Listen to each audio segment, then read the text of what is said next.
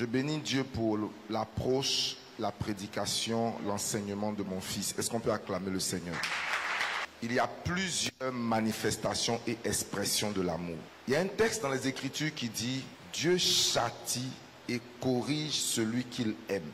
Ça veut dire que si ton enfant fait une faute, que tu ne le châties pas, tu ne le corriges pas, cette expression-là, ce n'est pas de l'amour. Parce que l'amour, à un certain moment, implique une action qui ressemble à de la méchanceté. Pourtant, c'est de l'amour. Si tu laisses une personne sans la corriger et la réprimer, tu ne l'aimes pas. Le pardon est une expression d'amour. Mais il n'y a aucun texte dans la Bible qui supporte ce que le pasteur a dit. Aucun. La Bible ne nous dit pas que l'amour pardonne tout. La Bible dit que l'amour supporte tout. Il y a une différence entre supporter et pardonner. Même Dieu ne pardonne pas tout. Mais Dieu supporte tout.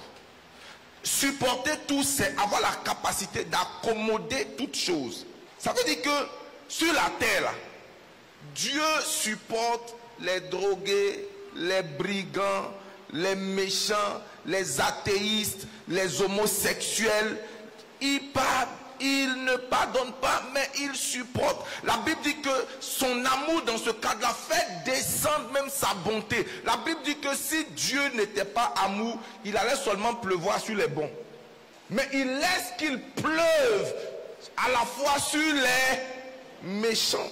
1 Corinthiens chapitre 13 verset 7.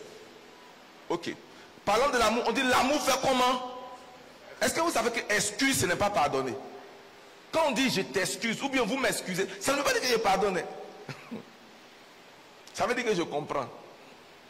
Je t'excuse, ça veut dire je te comprends. Ça ne veut pas dire. Or, pardonner, c'est traiter une personne comme si la faute qu'elle a faite là, elle ne l'avait jamais faite. Pardonner une personne, c'est se rapprocher de la personne. Pardonner une personne, c'est rebâtir la confiance totale. C'est l'ensemble de tout ce qu'il a dit là. Pardonner une personne, c'est enlever totalement l'offense. Et si l'offense est enlevée, tu dois embrasser la personne. C'est le signe du pardon. Mais il dit quoi? Excuse. L'amour fait comment? Et elle espère. Elle fait quoi? C'est l'amour qui fait que j'espère. Et la Bible dit, l'amour fait quoi? Supporte tout. Mais regarde, le pardon est conditionné. Il dit, celui qui cache ses péchés ne prospère pas.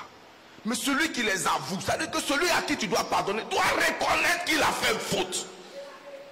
S'il ne reconnaît pas, il faut le supporter. Il ne faut pas l'intégrer dans la confiance. Quelqu'un qui ne reconnaît pas son tort ne mérite pas le pardon. Est-ce que je parle à quelqu'un? Sinon, l'évangélisation ne sert à rien. Dieu va dire, je vous pardonne vous tous. Il se lève un matin. Parce que Dieu ne peut pas exiger de l'homme ce qu'il ne peut pas faire lui-même. Est-ce qu'on est d'accord? Celui qui fait comment? Proverbe 28, verset 13. Proverbe 28, verset 13. Regardez, le pasteur a dit une chose. Il a donné une clé de manipulation. Dis-moi clé de manipulation. Est-ce que vous savez que les gens les plus manipulés sont les naïfs?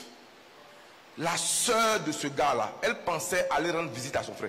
Or, son frère a utilisé sa naïveté pour coucher avec elle. Et les chrétiens, on utilise notre naïveté pour nous faire du mal.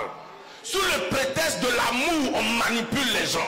Sous le prétexte de l'amour, on fait des choses bizarres aux gens. Parce qu'on dit, tu n'as pas dit que tu es chrétien.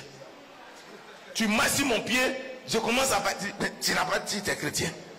Tu es un chrétien, il masse ton pied et puis tu parles. Hein? Je suis chrétien, ça veut dire que je suis idiot. Dis à quelqu'un, je suis chrétien, je ne suis pas idiot. Dis-le avec conviction. Sans contredire ce que le pasteur a dit. Est-ce qu'on peut lire ensemble? 1, 2, 3. Il dit, celui qui nie ses transgressions. Tu as fait, je n'ai pas fait, alors que tu as fait. Il dit, celui qui cache ses transgressions ne... Deux choses conditionnent la miséricorde qui donne accès au pardon. Mais celui qui fait comment? Avoue. Et deuxièmement, fait comment? Les délaisse. À partir de ce moment-là, qu'est-ce qu'il obtient? Il obtient la miséricorde qui est conditionnée par le pardon. On ne pardonne pas tout. Souvent, ce que tu dois faire comme prière, Dans une des paraboles de Jésus, la Bible dit qu'il y avait une femme veuve. Elle était comment? Veuve. Elle allait voir un juge inique. Un juge, Luc 18, verset 1 à 7. Tu sors de ce culte libéré de la culpabilité au nom de Jésus. Jésus leur adressa une parabole pour montrer qu'il faut toujours et ne jamais se relâcher. Le but de ce texte, c'est de ne pas abandonner la prière. Il dit, il y avait dans une ville un juge qui ne craignait pas et qui n'avait point d'égard pour personne. Il y avait aussi dans cette ville une veuve qui lui dit, fais-moi, fais comment? Elle n'est pas venue pour demander pardon pour la partie adverse. Elle est venue réclamer justice. Il y a des gens de qui vous devez réclamer justice. Dis amen. On continue. Pendant longtemps, le juge la refusait. Mais ensuite, il dit en lui-même, quoi que je ne craigne pas Dieu et que je n'ai égard pour personne. Le verset 5. Néanmoins, parce que cette veuve m'importune, je lui ferai rétablir le tort. C'est quoi la justice? Ce n'est pas d'emprisonner. La justice, c'est rétablir comment? Rétablir quoi? Le tort, afin qu'elle ne vienne pas sans cesse rompre ma tête. Verset 6. Le Seigneur ajouta, entendez ce que dit le juge unique. Verset 7. Voilà. Voici le texte que je veux qu'on lise ensemble. 1, 2, 3. Lisons ensemble. Et Dieu ne fera-t-il pas justice à ses élus qui font comment? Qui crient à lui jour et nuit. Je vais raconter l'histoire d'une personne très proche de moi, quelqu'un que j'aime profondément. Voici une sœur à qui Dieu a donné une promotion, pasteur. Elle était directrice commerciale dans une grande entreprise, avec tous les privilèges qui vont avec. Et son patron a voulu coucher avec elle. Il a tout tenté, elle a refusé en tant que chrétienne. Et pour la réprimander, comme il ne pouvait pas la chasser par des trucs, vous savez, les lois du travail et tout ça, il a pris une de ses petites, il l'a mis à sa place et on lui a donné un poste avec une chaise à l'entrée de son bureau. C'est-à-dire qu'elle n'avait plus de bureau, on lui a donné juste une chaise.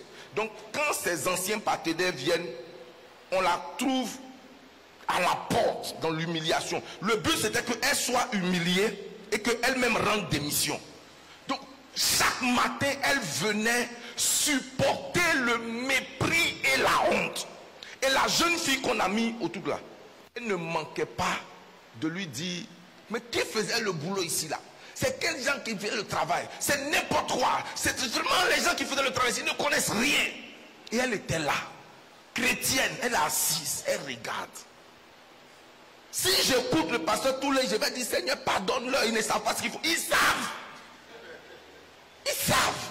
Dieu merci, il a équilibré en disant que si sa fille le tape à 17 ans, elle va savoir. Il y a des gens, ils n'ont plus 5 ans, ils n'ont plus 2 ans, ils ont 20 ans. Vous allez dire que le fils de David, là, il ne savait pas ce qu'il faisait. Il savait. Écoute-moi. Elle dit, elle a supporté ça pendant plusieurs mois.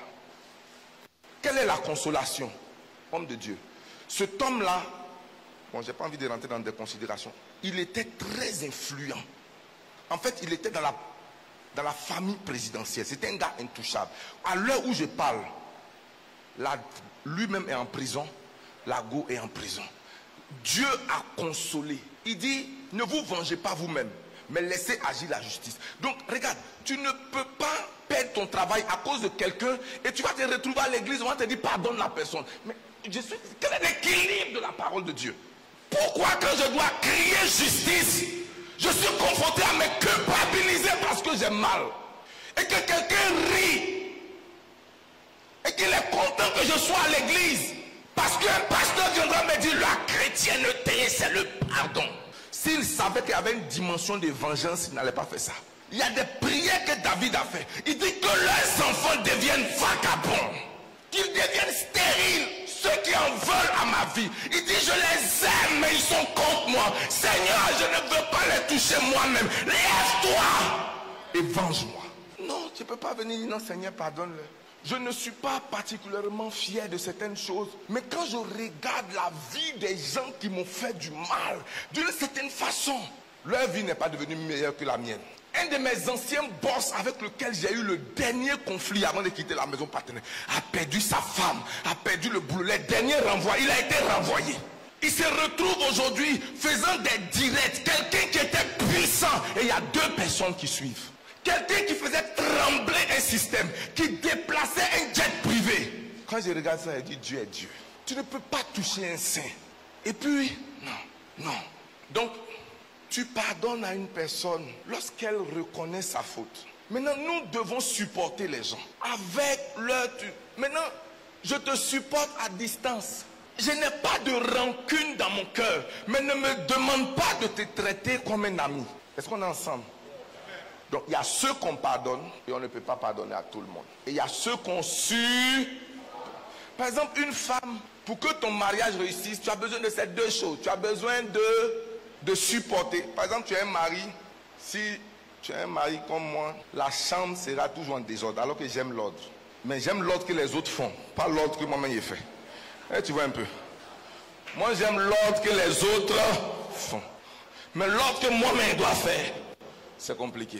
C'est-à-dire que quand Awa souffre toujours parce que je veux toujours la chaussette. Mais la chaussette, pourquoi on la retrouve là? Il faut la mettre à un lieu. Or, quand j'arrive, c'est que je jette la chaussure là-bas. J'enlève le truc. Maintenant, la chaussure qui est jetée là, j'aurais besoin de la chaussure. Je dis, Awa, et ma chaussure là? Papa, quelle chaussure? Maintenant, je vais décrire la chaussure, embrouiller tout le monde dans la maison. On commence à chercher dans la chambre des enfants, dans la chambre de ton chien. Le pardon, si je dois lui demander pardon, ça veut dire que pardon, c'est que je reconnais, il y a une faute, il y a une offense, je ne vais plus faire. Mais tu supportes quelqu'un quand il sait que c'est comme ça qu'il est. C'est comment? Si elle refuse de me supporter, elle refuse aussi son salaire. Est-ce que quelqu'un a un moi? Si elle refuse de me... Elle refuse aussi quoi? Bon, si elle refuse de me supporter, elle ne refuse pas seulement ça. Elle refuse tous les avantages qui gravitent autour d'avoir un patron comme moi. Et je suis un bon patron. Non, je suis un bon patron.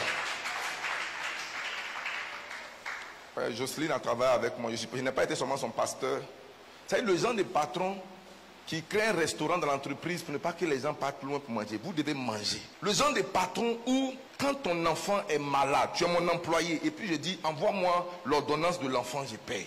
Le genre de patron où, quand je voyage, je reviens, tu as ton cadeau dedans.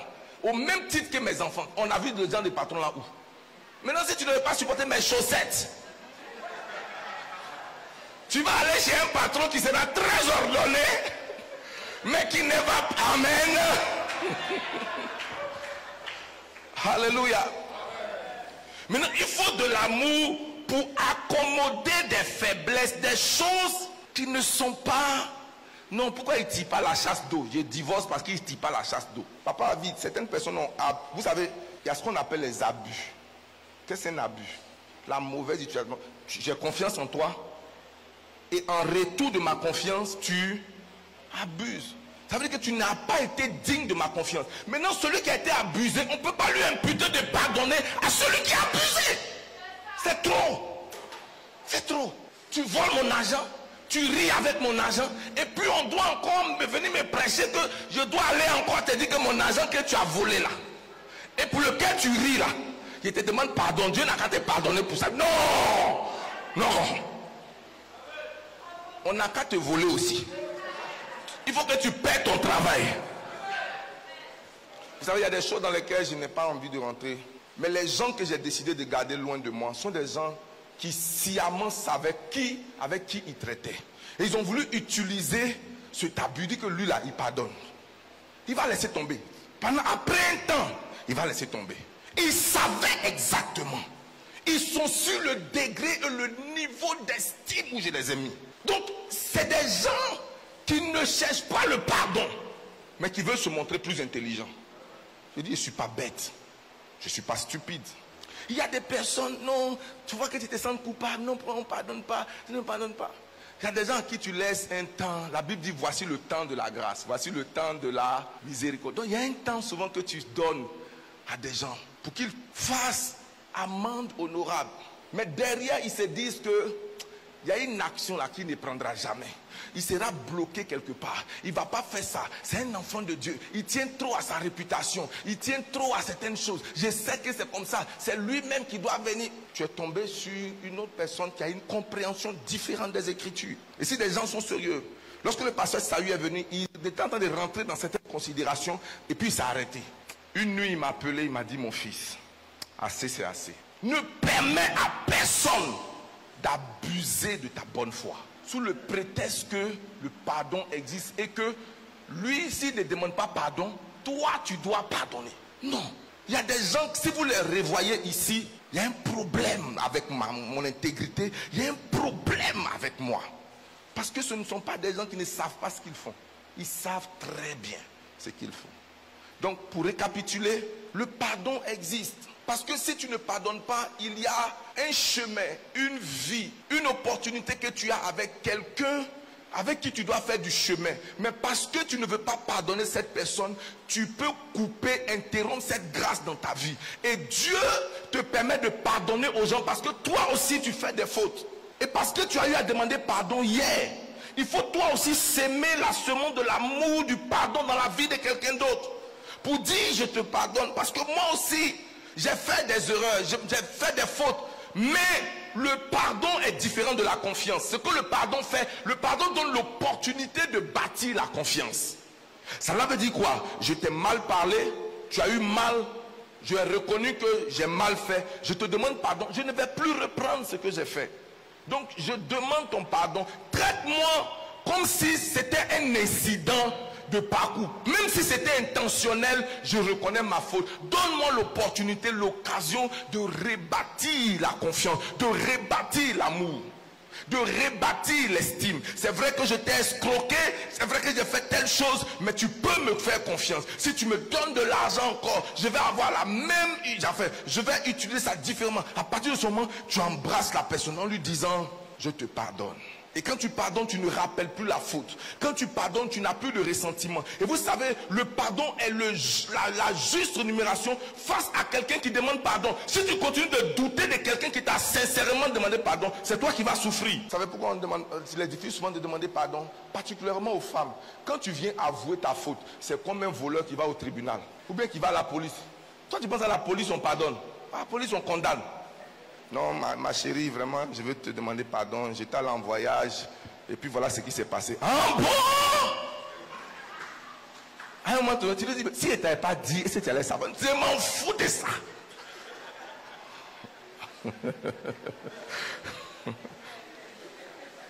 Alléluia. J'ai dit Alléluia. Maintenant, quand tu as de l'amour, tu peux vivre avec des voisins difficiles dans ton immeuble. Et puis tu les supportes. Pas que tu les approuves, mais tu es poli avec eux. Tu es diplomate avec eux. Tu as une manière d'agir qui te permet, à cause de l'amour dans ton cœur, de supporter beaucoup de choses. Et pas simplement beaucoup de choses. L'amour t'emmène à supporter des injustices. Tu rentres dans un avion, à cause de la couleur de ta peau, un Marocain te voit, il crache. Il dit, true. Et tu es là, tu es blessé. Et puis la personne vient, c'est sur ton siège, elle s'assoit en pensant que c'était son siège à elle. Après les gens viennent, ils disent non monsieur, c'est votre place. Et puis tu t'assois. Et puis pendant que vous avancez, la personne pique une crise. Et c'est toi qui es à côté. Normalement tu t'en fous de lui. Mais ton amour va t'emmener à faire quoi? À lui apporter assistance. Si particulièrement tu as des compétences en secourisme, tu vas commencer à taper la personne d'une certaine façon. Et quand elle se réveille, c'est le chien là, que tu n'as pas salué là. C'est lui qui t'a fait sortir de là. Donc l'amour ne te permettra pas de laisser quelqu'un mourir, même si elle ne t'a pas salué. Est-ce qu'on voit l'équilibre? Maintenant, il y a une dimension d'amour qui corrige, il y a une dimension d'amour qui punit. Et pour ton amour personnel, il y a des prières dont tu dois dire, Seigneur, lève-toi et défends ma cause. Il y a des gens, s'ils continuent de prospérer, ça veut dire que Dieu... Tu sais une prière que David a fait? Il dit, Seigneur, je saurai que tu m'aimes si mon ennemi ne triomphe pas de moi. Ça veut dire que Dieu, j'ai commencé à douter de ton amour. Si tous ceux qui m'ont fait du mal prospèrent, elle a volé mon mari, elle fait des enfants, elle a des maisons, tout va bien pour elle, elle vient me narguer. Il y a des scènes qui se sont passées en Côte d'Ivoire, Dieu va juger ces scènes. Tu peux pas être une artiste, tu prends le mari d'une femme, tu la nattes, tout le monde. Maintenant tout le monde approuve, tout le monde apprécie. C'est devenu temps. Dieu va juger, ça ne va pas finir comme ça. Ça ne va pas finir comme ça. Vous savez, il y a des gens qui font et puis ils font d'une manière. Mais toi tu fais et puis tu nagues. Tu fais poste, tu fais chanson, tu fais chanson, toi tu multiplies chanson. Et puis nous on doit écouter, approuver que ce que tu as fait là c'est bien. Dieu ne va pas laisser ça comme ça. C'est pas la rancune. Il dit Dieu ne va pas laisser ça comme ça. Didier a laissé sa femme, il n'a pas exposé tout le monde. Il s'est fait d'une certaine façon. Il y a des choses qu'il ne faut pas permettre. Comme mon fils a dit, quelqu'un s'en menti contre toi devant le patron. Si tu n'as pas prié, tu vas perdre ton travail. Entre le temps où on ment contre toi et puis le temps où on te restaure là, il y a quelque chose que tu dois faire. Faire des sacrifices, aller faire des jeûnes. Seigneur, ne laisse pas ça ainsi. Seigneur, Anouta est mort dans un accident brutal. Quand je suis venu, il m'a combattu, condamné. C'est-à-dire, ce que j'ai fait, il partait à une réunion. Il est mort sur le coup brutalement parce que mon cœur a été touché. J'ai dit, Seigneur, j'ai vendu ma jeunesse ici. Je n'avais pas de bureau. J'étais au milieu de tout. J'étais méprisé. On m'appelait esclave des Anangos. Quelqu'un ne peut pas venir dire des choses qui ne sont pas justes. Seigneur, si tu n'agis pas, tu n'es pas Dieu. Tu ne peux pas me dire de venir dire, oh Seigneur, pardonne Anouta, car il ne sait pas. Et il sait. Que Dieu te bénisse.